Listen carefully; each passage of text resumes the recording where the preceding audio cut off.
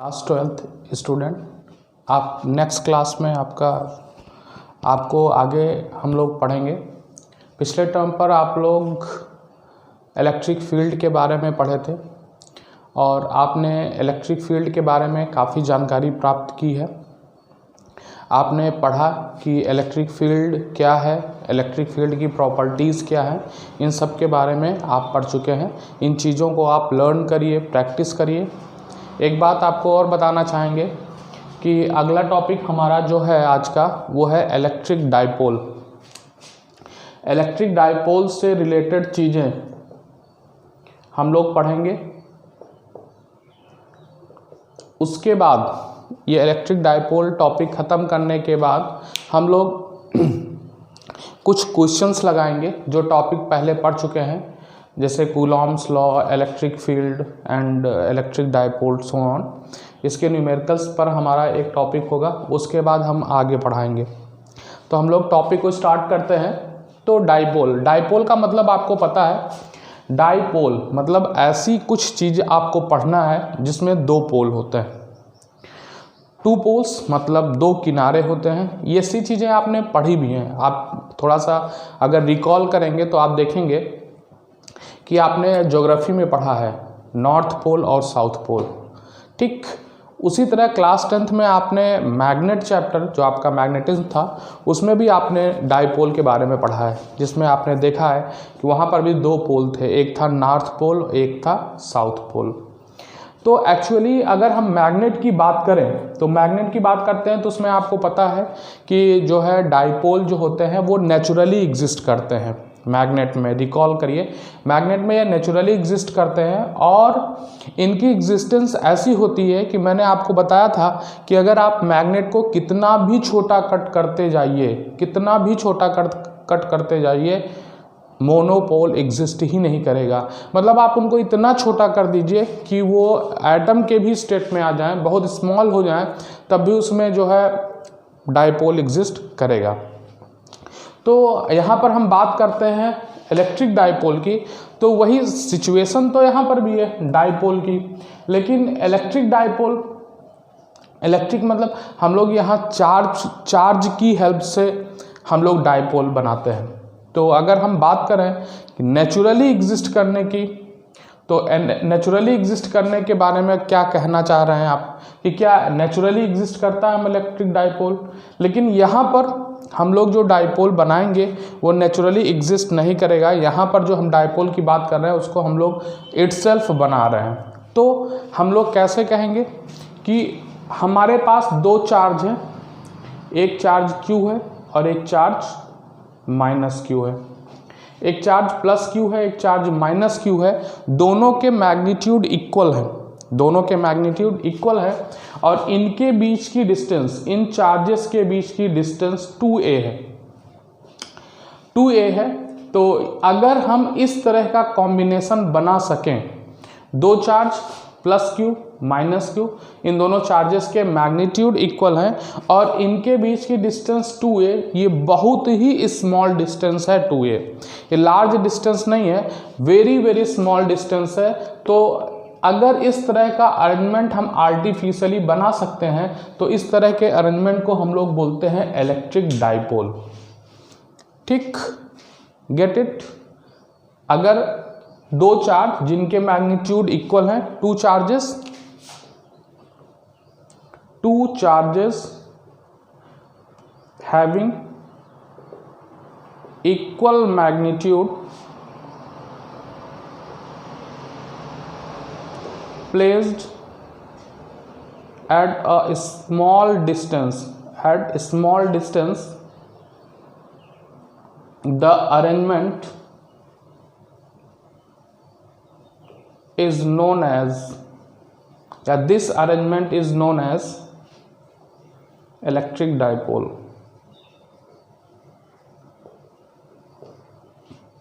तो इस तरह के अरेंजमेंट को हम लोग इलेक्ट्रिक डाइपोल कहते हैं। तो नेचुरली यहाँ नहीं, यहाँ आर्टिफिशियली हम लोग यहाँ पर बना रहे हैं, इस अरेंजमेंट को हम लोग डाइपोल कहते हैं। अब नेक्स्ट बात करते हैं अगर हम किसी एटम की बात करें, किसी एटम की, कोई भी एटम है, तो क्या वो एटम डाइपोल की तरह बिहेव करेगा? क्यों? क्योंकि एटम के सेंटर पर पॉजिटिव चार्ज होते हैं, एटम के ऑर्बिट्स में इलेक्ट्रॉन होते हैं, तो क्या ये डाइपोल की तरह बिहेव करेगा? नहीं, चूंकि इनका रिजल्टेंट न्यूट्रल हो जाता है, आपको बताए हैं। लेकिन अगर आप इसको इलेक्ट्रिक फील्ड में रख दें, अगर आप इसको इलेक्ट्रिक फील्ड में रख दें तो ये कॉम्बिनेशन थोड़ा सा स्प्लिट करता है, न्यूक्लियस का और इलेक्ट्रॉन्स का, तो थोड़ा सा स्प्लिट करता है। क्योंकि आपको पता है कि इलेक्ट्रिक फील्ड में, आपको पता है कि इलेक्ट्रिक फील्ड में अगर कोई पॉजिटिव चार्ज है तो इलेक्ट्रिक फील्ड की डायरेक्शन में फोर्स लगता है, और अगर कोई निगेटिव चार्ज है तो इलेक्ट्रिक फील्ड की अपोजिट डायरेक्शन में फोर्स लगता है। ये बात बहुत इंपॉर्टेंट है, ध्यान दीजिएगा कि अगर कोई इलेक्ट्रिक फील्ड है, ये इलेक्ट्रिक फील्ड है, अगर इस इलेक्ट्रिक फील्ड में कोई पॉजिटिव चार्ज रखा है तो आपको पता है direction of electric field is direction of force, या direction of force is in the direction of electric field. किसके लिए है? ये पॉजिटिव चार्ज के लिए है, तो इसके लिए QE इधर लगेगा। लेकिन अगर यहाँ पर निगेटिव चार्ज है तो इसके लिए force F is equal to QE इधर लगेगा। निगेटिव चार्ज पर इलेक्ट्रिक जो हमारा फोर्स होता है वो इलेक्ट्रिक फील्ड की अपोजिट डायरेक्शन में एक्ट करता है। ये बात ध्यान दीजिएगा, जिसके कारण हमारा ये स्प्लिटिंग का केस होगा। तो एटम अगर electric field, external electric field में मौजूद है तो उस पर जो है फोर्स एक्ट करता है। इस बात को आप ध्यान देंगे। नेक्स्ट टॉपिक इलेक्ट्रिक डाइपोल का है, इलेक्ट्रिक डाइपोल मोमेंट।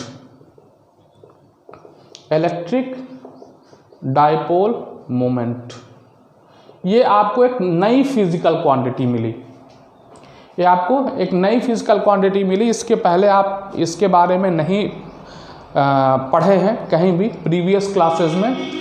तो इलेक्ट्रिक डाइपोल मोमेंट क्या है, इसमें बताया गया इसको हम लोग P से रिप्रेजेंट करते हैं। इलेक्ट्रिक डाइपोल मोमेंट को P से रिप्रेजेंट करते हैं, और P के ऊपर एरो लगने का मतलब आप तो समझ गए होंगे, निश्चित तौर पर ये एक वेक्टर क्वांटिटी है। ठीक, तो ये इलेक्ट्रिक डाइपोल मोमेंट कैसे निकालते हैं? तो इलेक्ट्रिक डाइपोल मोमेंट की डिफाइन है कि इलेक्ट्रिक डाइपोल जो मोमेंट होता है P इज इक्वल टू, वो आइदर जो दोनों चार्जेस आपके पास हैं उन चार्जेस में किसी एक चार्ज का मैग्नीट्यूड ले लीजिए, साथ ही साथ दोनों चार्जेस के बीच का जो डिस्टेंस है, दोनों चार्जेस के बीच की जो डिस्टेंस है अगर आप उसको मल्टीप्लाई करें, दोनों चार्जेस के बीच की जो डिस्टेंस है उनको मल्टीप्लाई करें तो जो आपको प्रोडक्ट मिलेगा या जो आपको आंसर मिलेगा उसको हम लोग इलेक्ट्रिक डाइपोल मोमेंट कहते हैं। तो डाइपोल मोमेंट के डिफाइन क्या लिखेंगे? It is the electric dipole moment is the product of the magnitude of either charge, magnitude of either charge and distance between both the charges। तो यहां पर क्या है? Electric dipole moment is the product of the magnitude of either charge and distance between both the charges. जो charges यहां पर रखे हुए हैं इनके बीच के डिस्टेंस के प्रोडक्ट के बराबर होता है हमारा डाइपोल मोमेंट। डाइपोल मोमेंट अभी मैंने बताया it is a vector quantity, तो वेक्टर क्वांटिटी है तो इसकी डायरेक्शन क्या होगी? डायरेक्शन ध्यान दीजिएगा, कभी कभी हम लोग पॉजिटिविटी जो होती है उस पर हम लोग ज़्यादा फोकस होते हैं कि ये राइट हैंड है, ये लेफ्ट हैंड है, या कोई चीज़ अच्छी चीज़ है तो उस पर फोकस होते हैं। लेकिन यहाँ पर देखिए निगेटिव चार्ज हमको क्या देता है? एक निगेटिविटी प्रोवाइड करता है, तो इसलिए हमारा ध्यान कभी कभी उससे हटता है। तो इस बात पर हमें यहाँ फोकस होने, आपको इम्पॉर्टेंट देना है कि इसकी डायरेक्शन, जी हाँ, पॉजिटिव से निगेटिव नहीं होती है, इसकी डायरेक्शन निगेटिव टू पॉजिटिव होती है।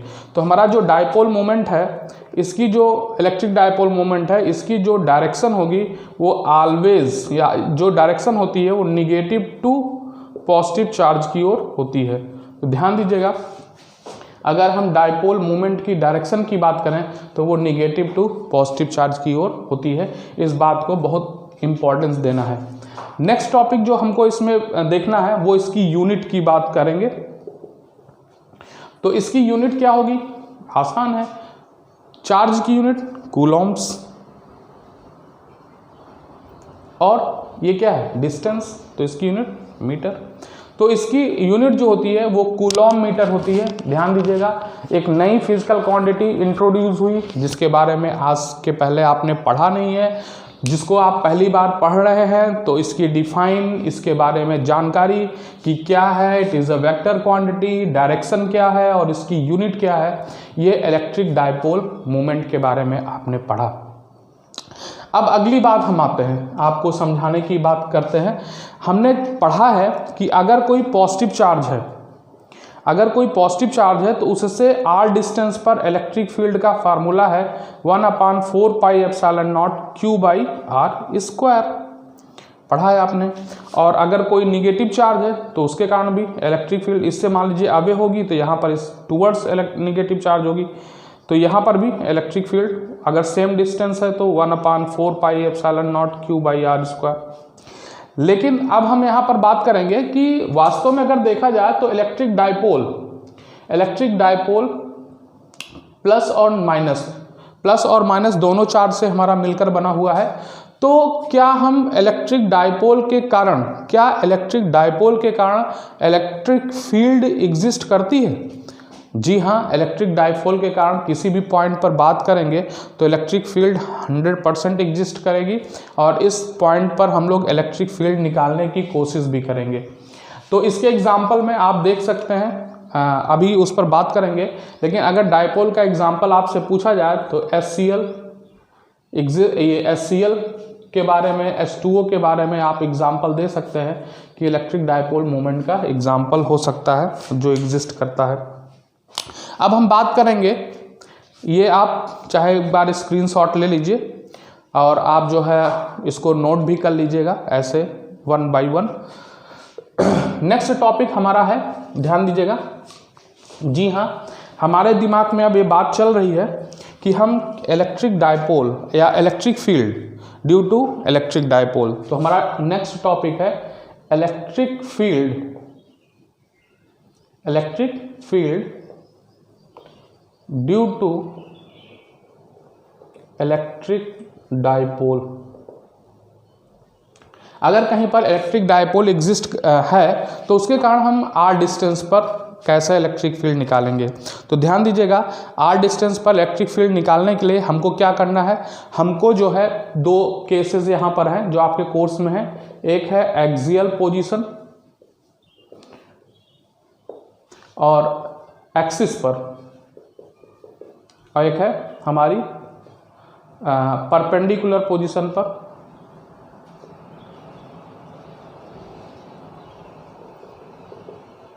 एक डायपोल के परपेंडिकुलर पोजीशन पर हम लोग जो है इलेक्ट्रिक फील्ड निकालना चाहेंगे।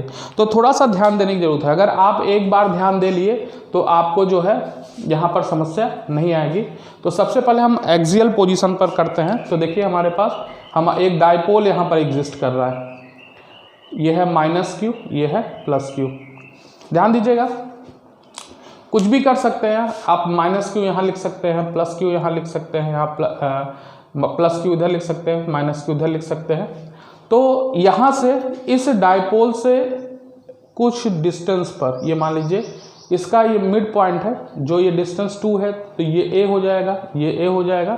और इसके मिड पॉइंट से, ध्यान दीजिएगा इस बात के, इसके मिड पॉइंट से R डिस्टेंस पर हमने एक पॉइंट P कंसीडर किया हुआ है। R डिस्टेंस पर एक मिड पॉइंट, एक मिड पॉइंट से R डिस्टेंस पर एक पॉइंट P क्लियर किया हुआ, कंसीडर किया हुआ है। इस पॉइंट P पर हम इलेक्ट्रिक फील्ड निकालना चाहते हैं। तो अब ध्यान दीजिएगा, ये +Q चार्ज है, ये -Q चार्ज है। हमारा जो बेसिक कॉन्सेप्ट क्या कहता है, हमको क्या पता है, डायपोल की इलेक्ट्रिक फील्ड पता है। अब डायपोल की अगर हमको इलेक्ट्रिक फील्ड पता है तो हम लोग चाहते हैं कि इसकी इलेक्ट्रिक फील्ड को क्या करें, निकालें। तो इसके लिए हम इसके बेसिक पर जाते हैं कि डायपोल बना किससे है।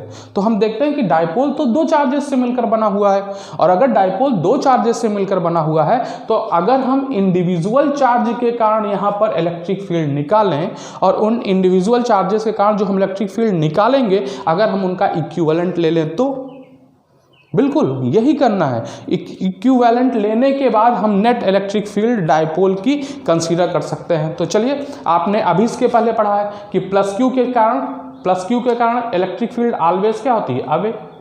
तो ये electric field plus Q charge के कारण हो गई, क्योंकि प्लस क्यू चार्ज से अवे होगी, दूर की ओर जाती है, और माइनस क्यू चार्ज की ओर इलेक्ट्रिक फील्ड टुवर्ड्स होती है।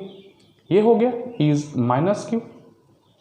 तो इलेक्ट्रिक फील्ड देखिए रहे हैं, इस पॉइंट पर देखिए दोनों इलेक्ट्रिक फील्ड एक दूसरे के अपोजिट डायरेक्शन में है।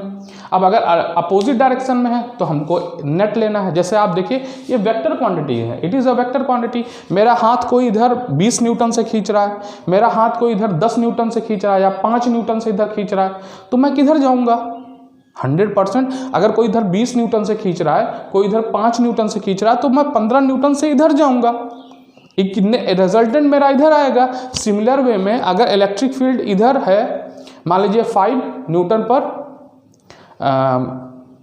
कूलम, और इधर है 5 न्यूटन पर कूलम, इधर है 3 न्यूटन पर कूलम, तो 100% इधर ज़्यादा है। अब हम कहेंगे क्यों हमने इधर ज़्यादा मान लिया, भाई ये प्लस क्यू चार्ज इस पॉइंट के क्लोज है, ये माइनस क्यू चार्ज इस पॉइंट से दूर है। तो इलेक्ट्रिक फील्ड जो चार्ज क्लोज है उसके कारण क्या होगी, ज़्यादा होगी, जो चार्ज दूर है उसके कारण इलेक्ट्रिक फील्ड इस पॉइंट पर क्या होगी, कम होगी। फिलहाल तो हमको पता चल गया कि ई प्लस क्यू का मैग्नीट्यूड ज़्यादा है और ई माइनस क्यू का मैग्नीट्यूड कम है। तो हम इसके कारण अब नेट इलेक्ट्रिक फील्ड निकालना चाहते हैं। तो पहले इंडिविजुअल इलेक्ट्रिक फील्ड की वैल्यू निकालते हैं। देखिए ये डिस्टेंस यहाँ से r है, आप देख रहे होंगे, और ये डिस्टेंस यहाँ से a है। तो अगर इस प्लस क्यू चार्ज के कारण यहाँ पर डिस्टेंस देखेंगे तो आ जाएगी r माइनस a। कोई doubt? No doubt, very good. तो E plus Q is equal to हो जाएगा 1/4 pi epsilon naught Q upon r minus a का whole square. That is the equation first. यहाँ पर आप स्टेटमेंट में लिख सकते हैं electric field due to plus Q charge, electric field due to plus Q charge. Next देखिए electric field due to minus Q charge. तो E minus q is equal to 1/4 pi epsilon naught Q upon, अब ये distance देखिए minus Q charge से यहाँ से इसकी distance r है और ये डिस्टेंस a है, तो ये हो जाएगा r प्लस a का होल स्क्वायर। ये हमारी सेकंड इक्वेशन हो गई। आपको मैग्नीट्यूड पता चल गया। तो मैंने आपको बताया है बंधुअर, ध्यान दीजिएगा इस बात को, क्योंकि अगर अब आप इस बात पर ध्यान नहीं दिए तो आप गलत करेंगे, सक्सेस यहीं पर रुकेगी, यहीं पर प्रॉब्लम आएगी। क्योंकि electric field plus Q charge के कारण इधर है, इसके कारण इधर है, दो वेक्टर जो एक दूसरे के अपोजिट डायरेक्शन में है। तो क्लास 11th याद करिए, अगर हम आर स्क्वायर की बात करें, A square plus B square plus 2ab cos theta, ये दो रिजल्टेंट वेक्टर का क्या है, दो वेक्टर्स का रिजल्टेंट आर है, ठीक है। तो यहाँ पर अगर हम इसको अप्लाई करना चाहें तो ई नेट इलेक्ट्रिक फील्ड हो जाएगी, या आप ई स्क्वायर नेट की बात करें तो E square plus Q plus E square minus Q plus 2 ई माइनस क्यू कॉस 180। तो कॉस 180 कितना होता है आपको पता है, -1। तो यहाँ पर रिजल्टेंट क्या आ जाएगा, ई प्लस क्यू।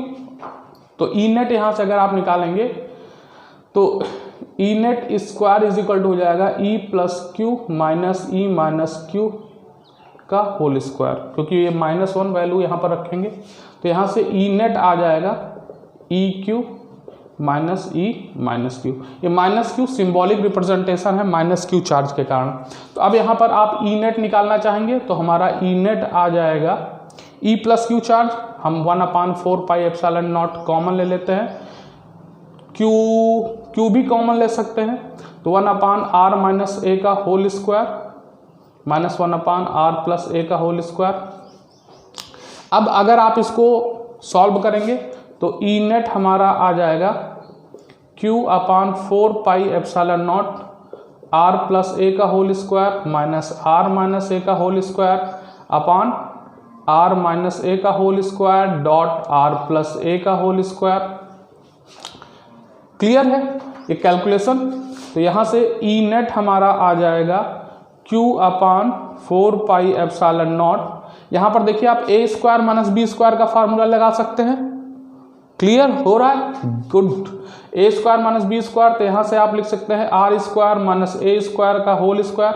ये a प्लस बी का होल स्क्वायर है, सॉरी गड़बड़ हो गया यहाँ पर a प्लस बी का होल स्क्वायर और यहाँ पर a प्लस बी का होल स्क्वायर, यहाँ पर a माइनस बी का होल स्क्वायर ओपन करिए तो यहाँ पर आप क्या लिखेंगे?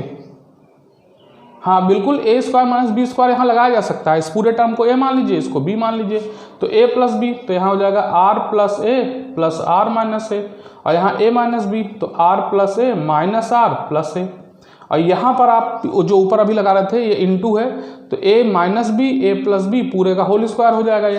तो यहाँ पर आप लगा सकते हैं r square minus a square का होल स्क्वायर। आप यहाँ देखिए a से a कैंसिल हो गया, यहाँ पर देखिए r से r कैंसिल हो गया। तो अब ई नेट यहाँ इक्विवेलेंट इलेक्ट्रिक फील्ड क्या आएगी? Q/4 पाई एप्सिलॉन नॉट, यहाँ पर हो जाएगा 2r इंटू यहाँ आ जाएगा 2a और यहाँ पर आ जाएगा r square minus a square का होल स्क्वायर। अब ई नेट क्या आ जाएगा? Q/4 पाई एप्सिलॉन नॉट, यहाँ पर आ गया 2r इंटू 2, इस q को अंदर ले रहे हैं, 2q a/r square minus a square. इनसे तो आपकी मुलाकात हो चुकी है, 2q भूलिएगा नहीं। जिनसे आप पहले मिल चुके हैं उनको भूलने का नहीं, उसको आप नोट करिए, उसको आप लर्न करिए। तो अगर आप इसको देखते हैं ध्यान से तो ये 2q है। जी हाँ, एकदम सही, P = 2q हमारा इलेक्ट्रिक डायपोल मोमेंट। तो हमारा जो फार्मूला आ गया E net is equal to, sorry यहाँ से q आपने अंदर ले लिया है तो ये आ जाएगा 2pr/4 pi epsilon naught r square minus a square.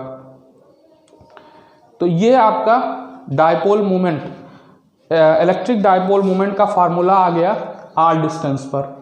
अगर r डिस्टेंस पर आप इलेक्ट्रिक डायपोल मोमेंट निकालना चाहते हैं तो आप इसको निकाल सकते हैं। नेक्स्ट देखिए, अभी इसमें थोड़ा सा हमको एजम्पशन लेना है। क्या लेना है एजम्पशन?